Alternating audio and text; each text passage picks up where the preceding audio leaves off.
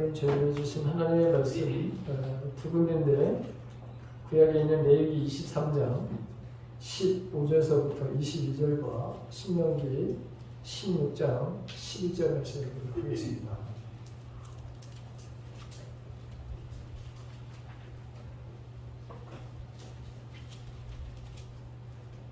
우리 함께 레위기 23장 15절서부터 22절을 같이 봉독하시겠습니다. 같이 시작. 안식일 이튿날 곧 너희가 무죄로 곡식단을 가져온 날부터 세워서 7 안식일의 수요를 채우고 7 안식일 이튿날까지 합하여 90일을 대수하여 새 소재를 여호와께 드리되 너희의 초소에서 10분의 2 에바로 만든 떡 2개를 가져다가 흔들지니 이는 온 가루에 기름을 넣어서 부은 것이요 이는 첫 우제로 여호와께 드리는 것이며 너희는 또 이 떡과 함께 1년 된 흠없는 어린 양 7마리와 어린 수소 1마리와 수양 2마리를 드리되 이것들을 그 소재와 그 전제물과 함께 여호와께 드려서 교제로 삼을지니 이는 하제라 여호와께 향기로운 냄새며 또 수염소 하나로 숙제제를 드리며 1년 된 어린 순양 2마리를 한목제물로 드릴 것이요 제사장은 그 첫 이삭의 떡과 함께 그 2마리 어린 양을 여호와 앞에 흔들어서 교제를 삼을 것이요 이것들은 여호와께 드리는 선물이니 제사장에게 돌릴 것이며 이날에 너희는 너희 중에 성회를 공부하고 어떤 노동도 하지 말지니 이는 너희가 그 거주하는 각처에서 대대로 지킬 영원한 계획이라. 너희 땅에 우물을 댈 때에 갓 모퉁이까지 다 대지 말며 떨어진 것을 줍지 말고 그것을 가난한 자와 어린이를 위하여 남겨두라. 나는 너의 하나님 여호와이니라. 아멘. 신명기 16장 11절 말씀 한 절만 같이 봉독하시겠습니다. 다 같이 시작. 너와 내 자녀와 누구와 내 손중에 있는 레위인과 이 너희 중에 있는 객과 너와 가부가 함께 내 하나님 여호와께서 자기의 이름을 두시려고 택하신 곳에서 내 하나님 여호와 앞에서 즐거워할지니라. 아멘.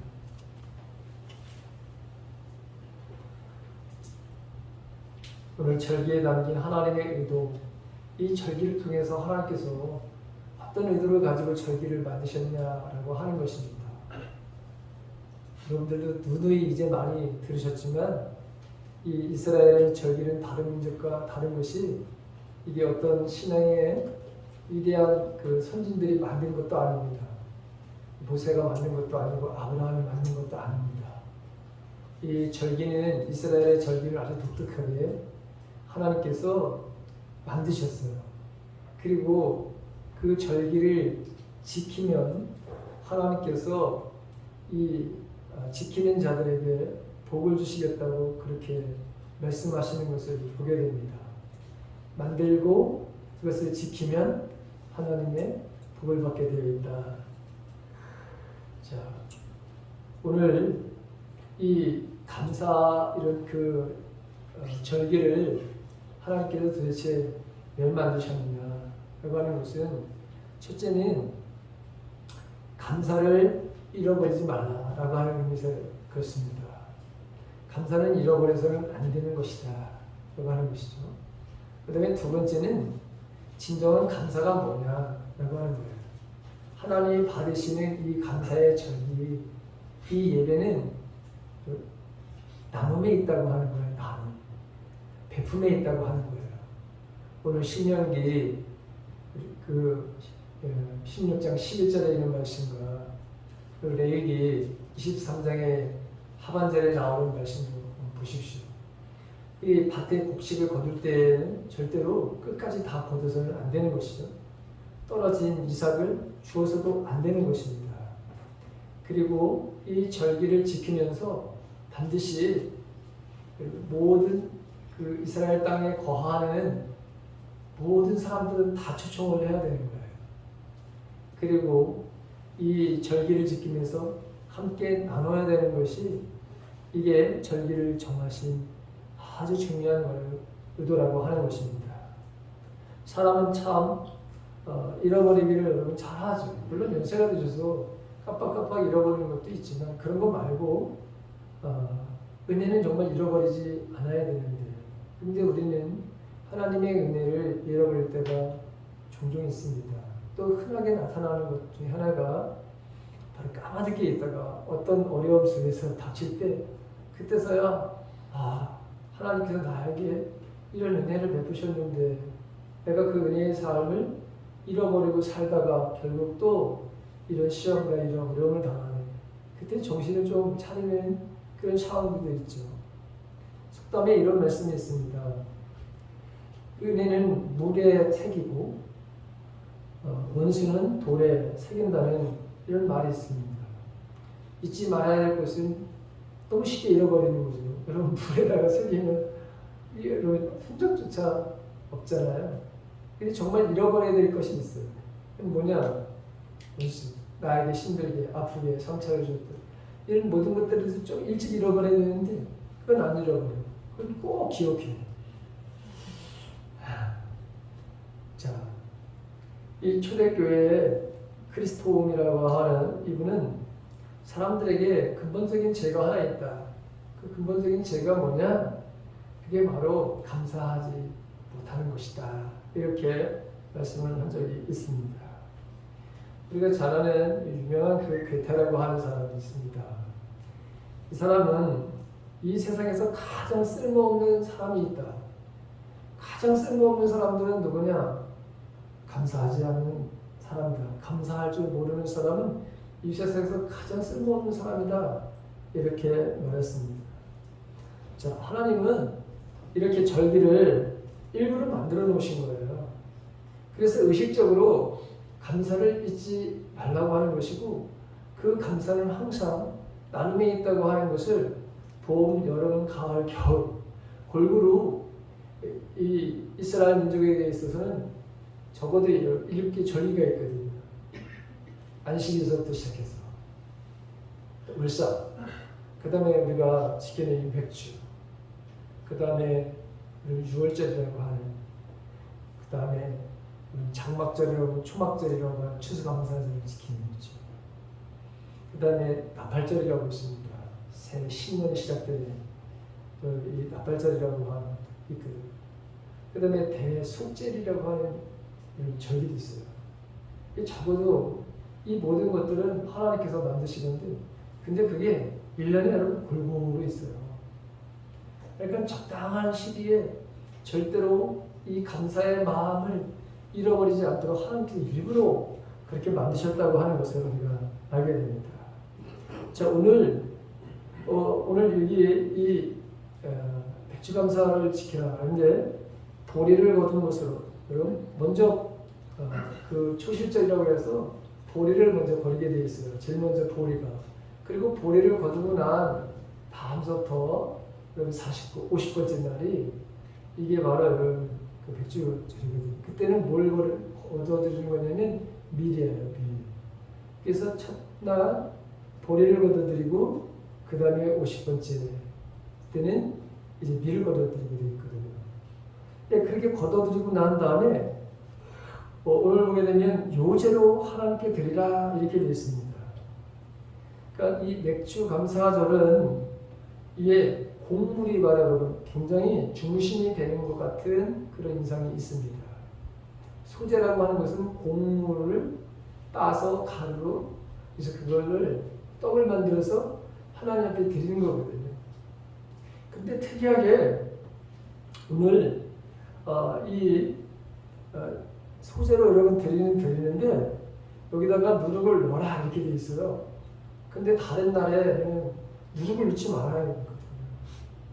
근데 오늘 이 본문에 있는 말씀을 보게 되면 일반적인 소제 의식에는 절대 누룩을 넣지 말아야 되는데, 그런데 누룩을 넣어가지고 빵도 평일에는 말이죠 12개를 만들어야 되거든요. 근데 딱 2개만 만들려는 거야. 빵도 여러분 딱 2개야. 그것도 에바 10분의 2라고 하는데 이 4.6리터 정도 되거든요. 근데 그 빵을 말하면 그 크기가 그러면 좀 커지겠죠, 그렇죠? 이 2개를 딱 만드니까 4.6리터 정도 리터 정도 되는 걸로 만들었어요. 근데 특히 왜 거기다가 여러분 누룩을 넣으라고 했을까? 이스트를 왜 넣으라고 했을까? 그리고 이스트는 부풀게 하는 거잖아요. 풍성하게 하는 거잖아요. 하나님께서 풍성하게 은혜를 주셨다라고 하는 그런 의미가 담겨져 있는 거예요. 거기다 이스트를 집어넣는 거예요. 그 다음에 맥주 감사절을 지키면서 이걸 여러분 나눠야잖아요. 그렇죠? 나누라고 그랬죠. 함께 먹어야 된단 말이에요. 이 좋은 축제의 날 여러분 맛없는 빵 이거 먹을 수 없잖아요. 먹으면서 즐거워해야 되는 거죠. 맛있게 먹어야지. 그러니까 하나님께서 이스트처럼 모든 것을 여러분 아주 풍성하게 주셨다고 하는 풍성한 하나님의 은혜를 기억하라고 하는 것이고, 그리고 이 빵은 이스트가 들어갔으니까 여러분 맛있는 빵이 되는 거예요. 그러니까 하나님이 주신 은혜에 대해서 감사하는 이런 마음, 고마워하는 마음, 이 마음을 가져야 된다라고 하는 거예요. 그 다음에 특이한 거는 여러분 요제라고 했어요. 요제라고 하는 것은 이게 뭐냐면 흔드는 거야. 이렇게 앞뒤로다가 그 곡식단을 가져오고 또 이 제물을 드릴 때 보면 흔드는 거예요. 참 이상하죠. 왜 도대체 하나님 앞에 드릴 때 왜 흔드는 거예요? 왜 흔들려고 했을까요? 여러 가지 의미가 포함됐겠지만 이거는 여러분 많은 사람들이 보라고요. 그래서 하나님 보세요. 우리에게 하나님께서 이렇게 풍성한 은혜를 주셨습니다. 그리고 하나님께 여러분 뭐죠? 자랑합니다. 이게 하나님 당신이 주신 우리에게 주신 소출입니다. 너무 감사합니다. 그래서 흔드는 거예요. 그리고 그 흔드는 모습을 보면서 사람들도 밋밋하게 하는 것보다 뭔가 특별해 뭐 이벤트 같은 걸 하는 거잖아요. 그렇죠? 그래서 사람들이 더 관심을 갖게 되는 거죠. 저렇게 하나님이 우리에게 풍성한 소출을 주셨구나, 은혜를 주셨구나 라고 하는 것들을 이거를 느끼게 하는 거. 그러니까 땅의 모든 소산물의 주인이 하나님이라고 하는 신앙 고백을 하게끔 하기 위해서 하나님의 모든 주권을 전적으로 인정하는 그런 행위가 요절을 통해 가지고 어떻게 하든지 하나님의 은혜였다고 하는 것을 이거를 표현하는 거예요. 신앙 고백으로 하나님의 표현도 하고, 그리고 그것을 쳐다보는 모든 사람들에게 역시 하나님의 정말 풍성한 은혜를 우리가 입었구나 라고 하는 생각을 갖게 했던 것이죠. 근데 여러분 여기 이 요제만 이렇게 밀가루 가루를 만들어서만 드리는 것이 아닌 것을 보게 돼요. 18절에 보게 되면 번제도 드리라고 그랬습니다. 번제라는 것은 불에 살라서 드리는 거죠. 근데 거기 보게 되면 1년 된 흠없는 어린 양 7마리, 어린 수수 1마리, 수양 2마리, 이걸 불로 태워가지고 화제로 드리라 그랬습니다. 근데 매일 평상시에 드리는 거에 딱 7배예요. 딱 7배를 드리기 위해서. 7은 바로 여러분 완전 숫자죠. 그렇죠? 그러니까 하나님한테 전적인 바로 여러분 이게 감사의 마음을 여러분 가져라 라고 하는 거예요. 전적인 헌신을 바로 여러분 말씀하고 있는 거예요. 그러니까 곡식뿐만 아니라 동물을 잡아서 드리는 이 모든 것, 이게 다 하나님의 은혜다. 모든 것은 내가 준 거야. 모든 것은 하나님의 것이야 라고 하는 거예요. 곡물서부터 모든 이 육식, 동물에 이르기까지 모든 것이 하나님께로 왔다고 하는 것을, 이거를 하나님께서 백성들에게 가르쳐주기 위해서 제사 방식도 드리는데 이런 방식으로 드려라, 이렇게 여러분 말씀을 한 거예요. 그 다음에 속죄제도 드려야 되는 것입니다. 이 속죄는 우리가 여러분 알지 못하고 부지구식간에 지은 죄를 속하기 위해서 제물로 드리는 거거든요. 그러니까 여러분 우리가 이 행사를 할 때 이 하나님의 바로 거룩한 지금 이 예배를 드릴 때 의식적으로 우리가 기억 못나는 어떤 그런 하지 못하는 어떤 것들 있을 수도 있잖아요. 그래서 이 성결의 마음, 깨끗한 마음을 가지고 이 절기에 참여하기 위해서 숙제에 말하는 제물도 반드시 드려라 이렇게 되어 있습니다. 그것뿐만이 아니라 1년 된 수양 어린 양 2마리를 가지고 화목제물도 드려라 이렇게 말하고 있습니다. 즉 하나님과 사람, 그 다음에 사람과 사람, 또 사람과 자연 사이에 화해와 친교에 관한 이 말씀이거든요. 그러니까 이 축제, 이 하나님 앞에 이 절기 예배를 드리면서 우리가 하나님과의 온전한 관계가 하나님하고의 첫 번째 관계가 회복되어야 되는 것이고, 그 다음에 인간과 인간 사이에서도 이 회복이 되어야 되는 것이고, 그 다음에 자연과도 인간과의 화해와 회복이 있어야 되는 거예요. 그러니까 이렇게 서로 인간에 대해서 서로 용서받고 용서하고, 자연에 여러분 그동안 또 인간이 여러분 농사를 짓다 보면은 망가뜨리는 것도 있잖아요.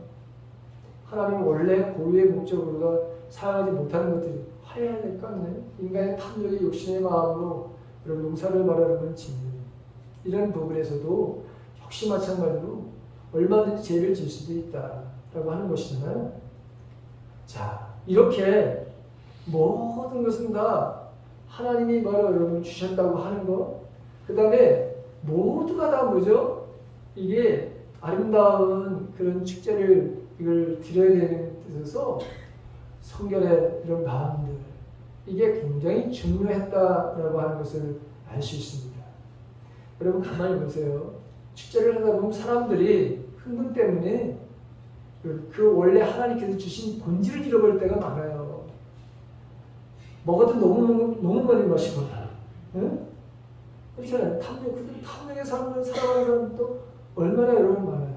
그러니까 이런 모든 것들을 다 미리 깨끗하게 정결한 마음으로 이 예식에, 이 절기에, 예배에 하나님께서 초청하는 것을 여러분 보게 됩니다.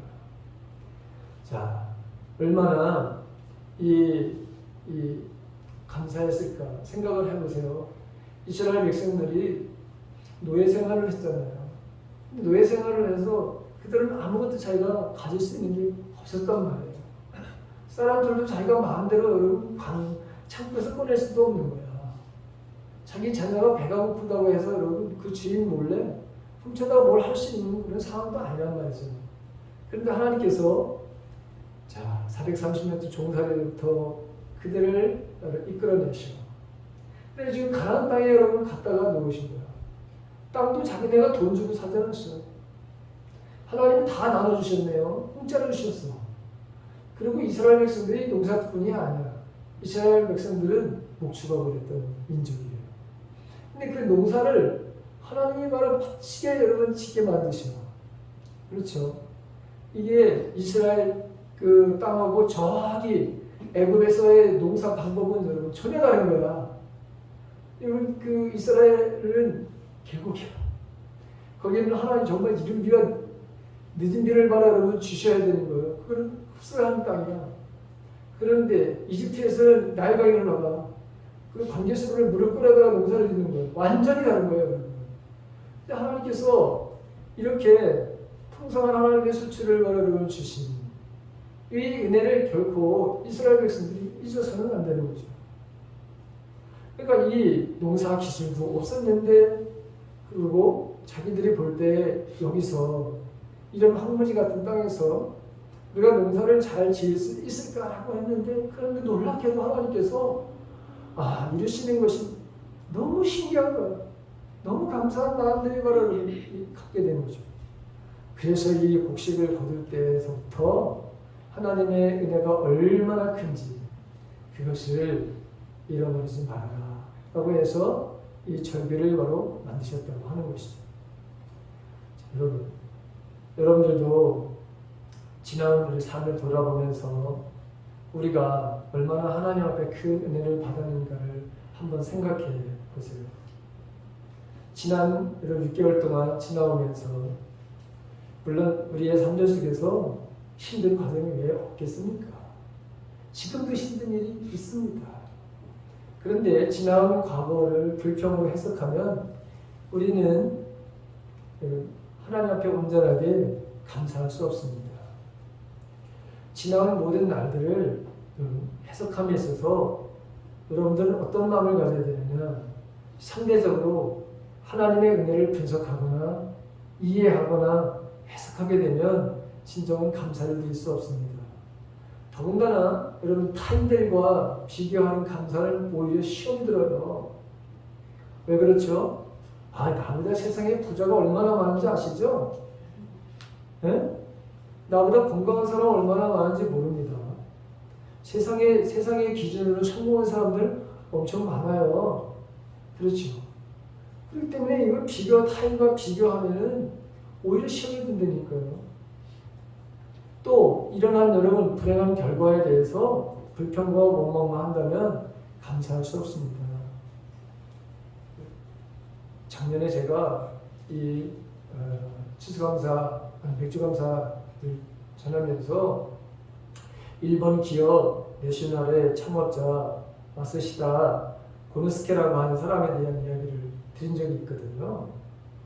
근데 이분이 자수성가한 사업가예요. 근데 이분이 말이죠. 집안에 몰락으로 인해 가지고 초등학교 4학년 나이다가 여러분 초등학교도 못 나왔어. 이분이. 그래서 자전거 점퍼원으로 일하면서 사회생활을 시작을 합니다.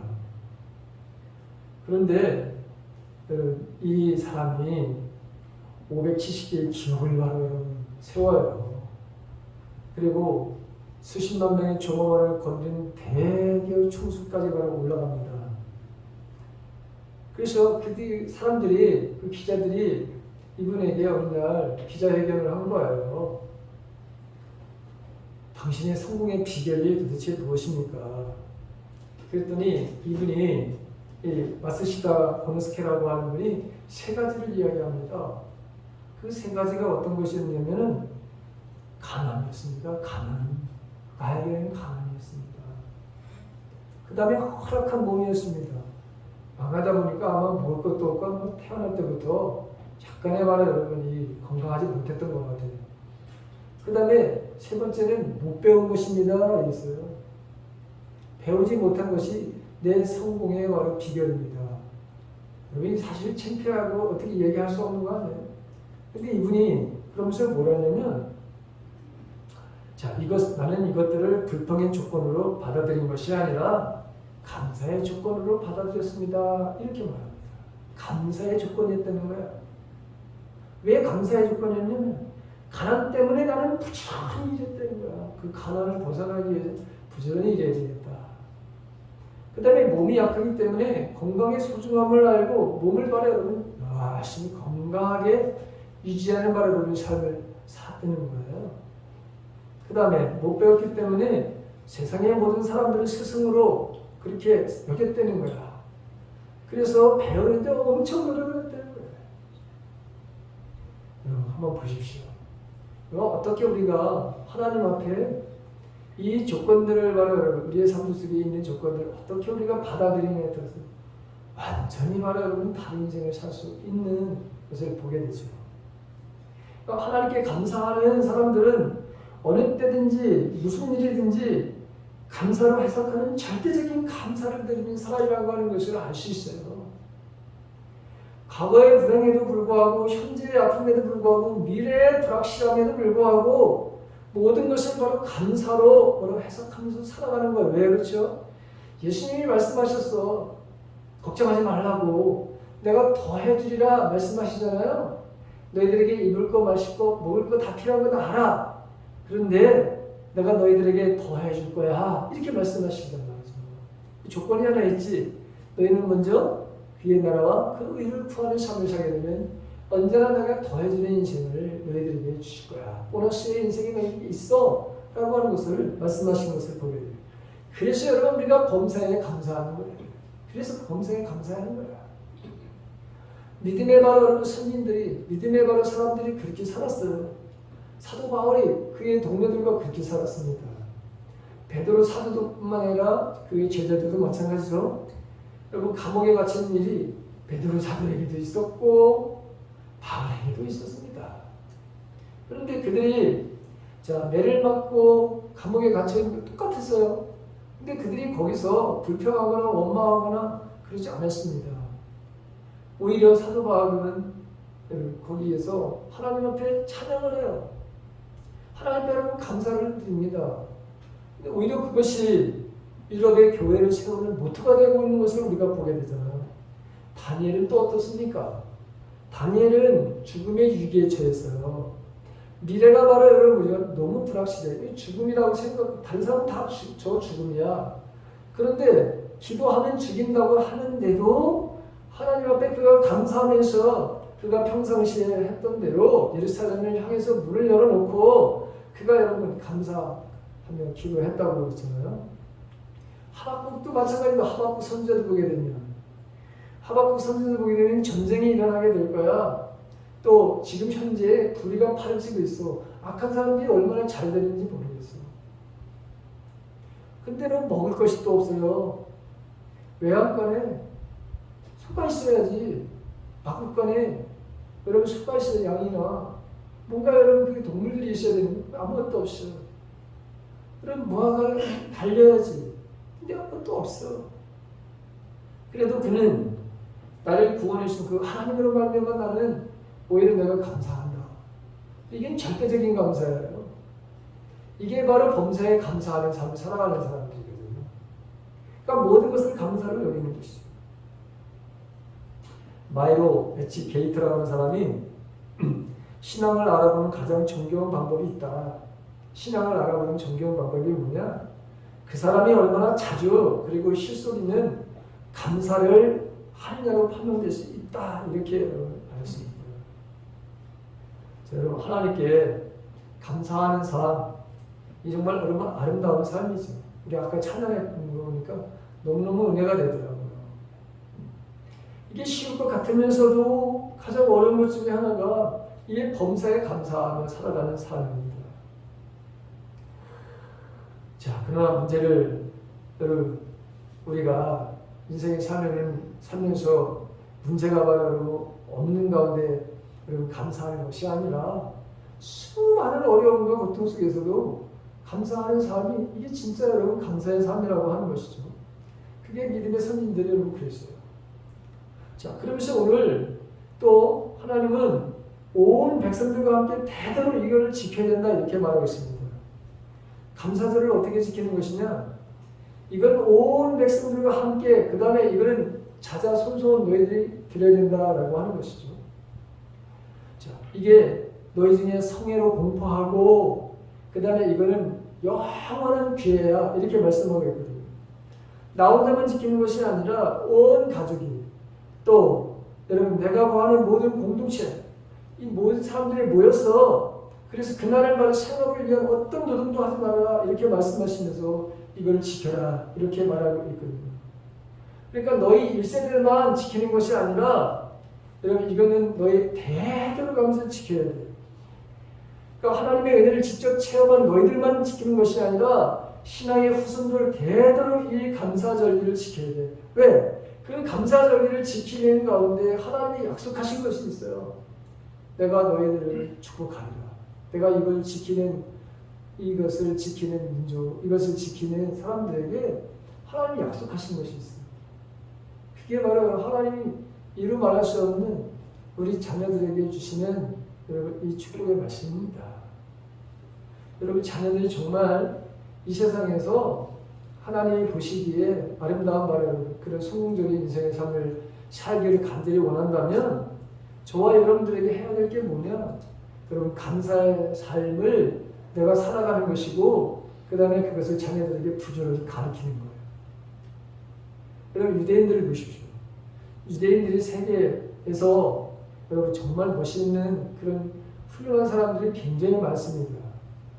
유대인의 인구는 전 세계 인구의 약 0.2%뿐이 되지 않는다고요. 그런데 노벨 수상자의 30%는 언제나 유대인이야. 미국 유대인의 전체 인구 그 2%뿐이 되지 않는데 여러분 이 미국의 400대 재벌 가운데 23%가 유대인이고 또 미국의 대학 교수 중에 적어도 35%, 40%가 다 유대인 교수들이야. 또 뉴욕 중고등학교 교사 중에 50%, 뉴욕에 말하는 의사가 그 절반이 뉴욕만 딱 하더라도 50%가 다 유대인이래. 그 다음에 그 미국에 있는 대학 교수의 바로 35%. 그 다음에 그 유명한 바로 프린스턴 대학이라든가 상위 15개 그런 바로 대학의 21%는 다 학생들이 되는 유대인들이에요. 유대인 자녀들이에요. 자, 그 자녀들. 그 다음에 여러분 이 대학의 총장뿐만 아니라 주 책임자의 90%가 다 유대인이에요. 아이비교라고 하는 교수님들 여러분 약 40%가 이게 다 유대인 바로 이 학자들이에요. 하버드, 그 유명한 바로 하버드라고 하는데 UCLA, 미국의 3대 여러분 또 이 방송사, 그 다음에 의대 및 법대 교수, 여러분 이 사람들도 여러분 미국의 50% 이상이 다 이런 유대인들이에요. 여러분 왜 이 사람들은 이렇게 그 미국에서도 이렇게 성공적이고 전 세계에서 왜 이 사람들, 이 자녀들이 이런 두각을 나타낼까요? 두각을 나타내는 이유가 딱 하나 있대요. 그게 뭐냐면 2000년 이상 이 유대인들은 나라 없이 살았어요. 그렇죠? 나라 없이 전 세계에 흩어져 살았어요.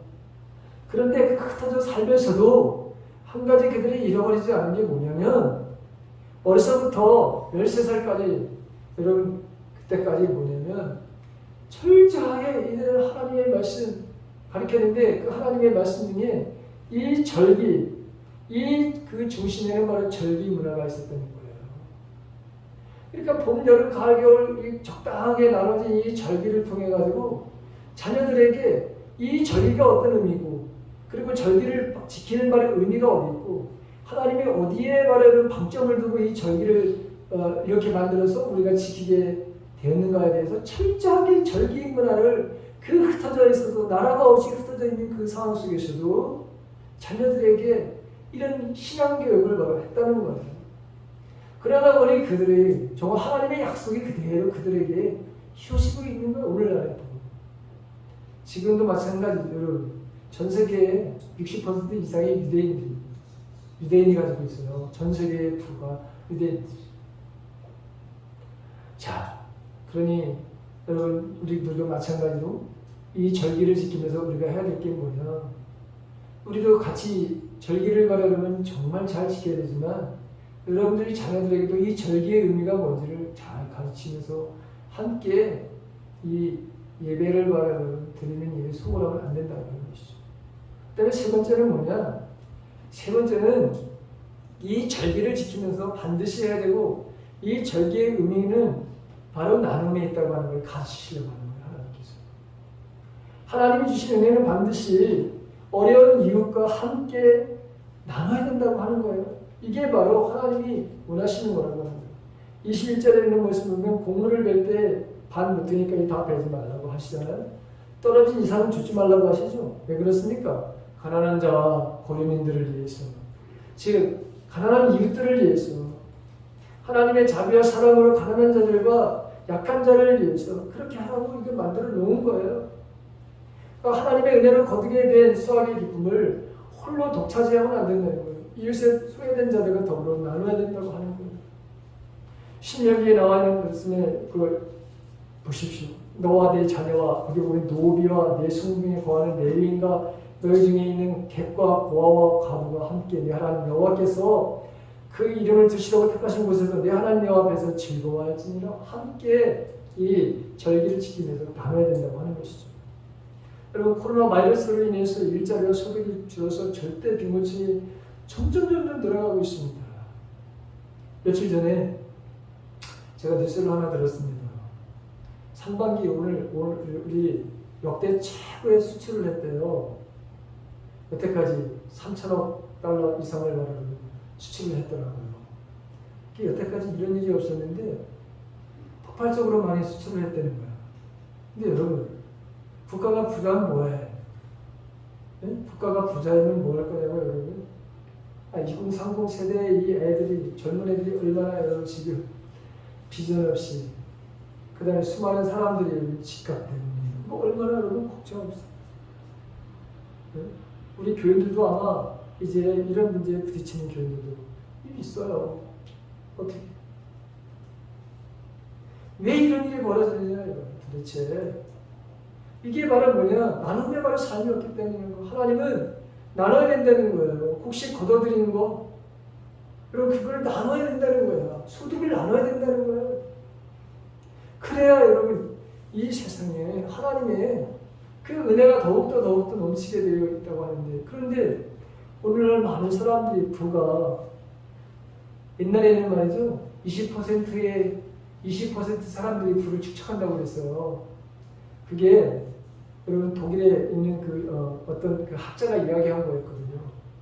그런데 이제는 그 말이 틀렸어요. 그분도 그 얘기가 오래전에 그 말이지만 지금 단 1%, 전 세계의 단 1% 사람들에게 부가 다 쏠리게 되는 이런 현상이 나타나기 시작한 거예요. 왜 이런 현상이 나타나느냐? 여러분 뭐죠? 하나님 앞에 나눔의 바를 삶을 인색하니까 이런 현상들이 바로 나타나는 것이죠. 그래서 나누다라고 하는 것입니다. 앞으로 나의 부는 많이 증가하는데 가면 갈수록 이 빈부의 격차는 더 심해질 텐데, 그것을 바로 해결할 수 있는 것은 이게 나눔의 바를 삶에 있다고 하는 것을 하나님이 정해놓고 그렇게 하라고 말씀하신 거예요. 자, 그 다음에 마지막으로 뭐냐? 국가의 번영과 안정이 이 하나님의 말씀에 지키느냐에 따라서 이게 국가의 바로 평화와 국가의 번영이 여기에 있다. 하나님의 말씀을 지키는 것에 있다라고 하는 것을 말씀하고 있어요.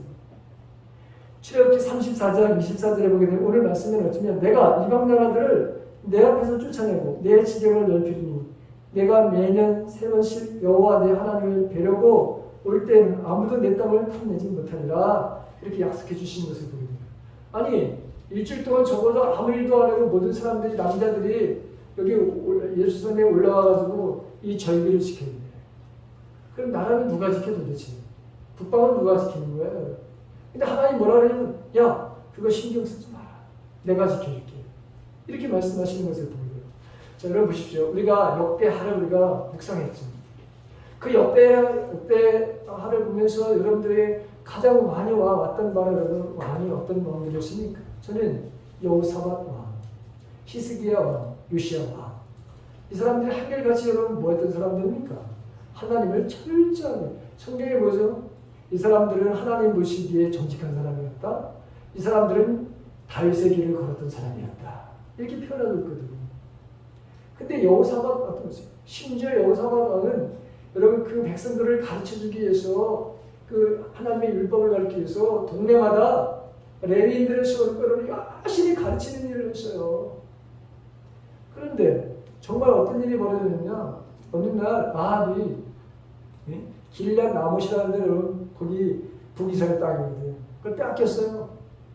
근데 그걸 팔아나서 그걸 되찾자고 여호사밧 왕에게 그렇게 가서 좀 도와달라고. 그래서 여호사밧 왕이 여러분 거기 응하죠. 근데 전쟁에 나갈 때 보십시오. 아합 왕은 변장을 하고 합니다. 자기 안 죽으려고. 왜? 선지자가 그랬거든요. 이거 하나님이 원하시지 않는 거라고 했는데도 싸움을 하라고 여러분 그러니까 너무 두렵다 보니까 싹 변장을 했네. 그 다음에 여호사밧 왕은 당신은 왕복을 입고 가라고. 너 내 대신 혹시라도 목표가 가라 여러분. 내가 아니라 저 여호사밧 왕. 그런데 어떤 일이 벌어집니까? 여호사밧 왕이 죽습니까? 살아납니까? 살아나죠. 그렇죠. 하나님이 지키시는 것을 보게 되고 오히려 아합 왕은 변장하고 일반 병사 옷을 입고 전쟁에 임했던 하나님께서 그를 바로 죽이시는 것을 보고 오히려 여호사밧을 살리시는 것을 보게 됩니다. 그럼 히스기야 왕. 히스기야 왕이 얼마나 여러분 그 아버지가 아하스 왕이 성전의 문을 닫아버렸잖아요. 그런데 그가 첫 번째 한 게 뭡니까? 성전 문을 열어서 하나님 앞에 예배드린 거예요. 그가 가장 또 역적을 했던 게 뭐냐면 6월절 절기를 무슨 일이 있어도 한번 드려야 되겠다. 이걸 가지고 여러분 조롱을 받았어요. 6월절 행사를 할 때. 그럼에도 불구하고 그 6월절 행사를 위해서 남북으로 갈라져 있는 200년이나 지나서 한 번도 예배를 드리지 못했던, 그런데 그거를 예배를 드리려고 이 히스기야 왕이 사람들을 보냈는데, 그런데 오는 사람들이 거기에 일부분은 왔지만 여러분 조롱을 해. 근데 하나님 어떻게 하십니까? 나라를 구해주시오. 아시리아 18만 8천 명, 5천 명이 쳐들어와서 어떻게 할 겁니까 이거? 하나님이 갑자기 오늘날 한 천사를 통해 가지고, 그렇죠? 18만 5천 명을 그냥 하루아침에 그냥 다 그냥 전멸을 시키는 일이라는 것을 보여요. 요시야 왕은. 요시야 왕도 여러분 절기를 지키려고 얼마나 애쓰는지 아시죠? 6절. 그때 그가 살아있을 동안에 봐요. 하나님께서 그 나라를 바로로 지키셨어. 전쟁이 없게 하고 평화롭게. 마찬가지예요. 히스기야 왕 때도 오히려 조국을 바치게 됐고, 여호사밧 왕 때도 마찬가지로 오히려 다른 나라들이 조국을 바치는 말을 이루어졌어요. 하나님의 약속의 말씀을 그대로 지켰던 것은 뭐예요? 하나님 뭐라 그랬냐? 내 지령을 내가 넓혀줄 거야. 그 다음에 내 나라 앞에서 너희를 침범하는 이방 나라들을 내가 반드시 내가 쫓아줄 거야. 그러니 너희들은 염려하지 말고 올라와서 이 절기를 바로 지킬 거야. 하나님이 바로, 여러분, 하나님이 전쟁에 바로 주권자라고 하는 걸 너희들이 믿을 수 있느냐? 전적으로 하나님의 바로 주신다고 하는 것에 대해서 너희들이 이걸 인정할 수 있느냐라고 하는 것을, 이걸 바로 여러분 가르쳐주고, 이걸 바로 여러분 그 이스라엘 백성들에게 알려주시기 위해서 이렇게 바로 하라고 말씀하셨던 것을 보게 됩니다. 자, 오늘 이제 말씀을 우리가, 왜 하나님께서는 이 절기를 이렇게 일부러 만드셨습니까? 그리고 절기를 지키는데 어떤 형식으로 지키고, 그리고 그 의도는 이런 의도라고 하는 것을 가지고 왜 말씀하셨는지 우리가 이 맥주 감사절에 대해서 지키면서 좀 살펴봤습니다.